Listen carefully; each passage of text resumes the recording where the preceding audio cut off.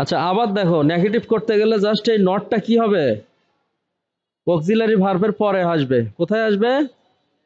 Auxiliary ভার্বের পরে আসবে। যেমন এম, এম এর পর নট, তারপরে হ্যাভ এর পরে কি নট। আচ্ছা যেখানে দুইটা অক্সিলারি হ্যাভ এবং বিন, সেখানে মাঝখানে হবে। কোথায় হবে? মাঝখানে হবে। এখানে অক্সিলারি ভার্ব কি ডিড, তারপরে নট, তারপরে ভার্বের প্রেজেন্ট ফর্ম হবে। কি হবে? I did not go to college, আমি স্কুলে যাই নাই। আমি স্কুলে গিয়েছিলাম, আমি স্কুলে যাইনি বা যাই নাই। আমি স্কুলে যাচ্ছিলাম, তাহলে ওয়াজ এর পরে জাস্ট নট হবে। কি হবে? নট হবে। এখানে আমি স্কুলে যাচ্ছিলাম না, হ্যাড এর পরে কি হবে? নট হবে। এখানে হ্যাড আর বিন দুইটা অক্সিলারি, তাহলে নটটা মাঝখানে হবে। ঠিক আছে? তাহলে শ্যালের পরে নট হবে। জাস্ট অক্সিলারি ভার্বের পরে কি হবে? নট হবে। ক্লিয়ার? আচ্ছা তারপরে এইখানে কি শ্যাল নট। ঠিক আছে? ক্লিয়ার?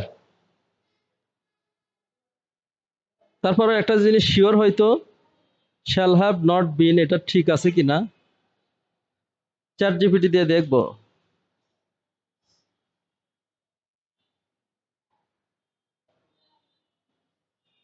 Is it correct?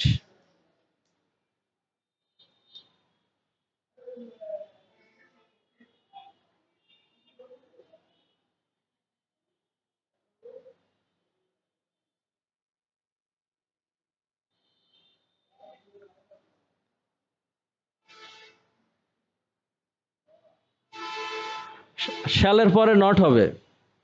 শ্যালের পরে কি হবে? তাহলে হ্যাভ এর পরে না, এখানে আমাদের ভুল হয়েছে। সেটা হলো এই নটটা হবে শ্যালের পরে। ঠিক আছে কি?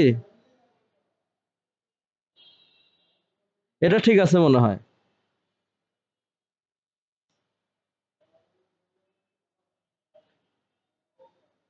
হ্যাঁ এটা কারেক্ট। এটা কি কারেক্ট?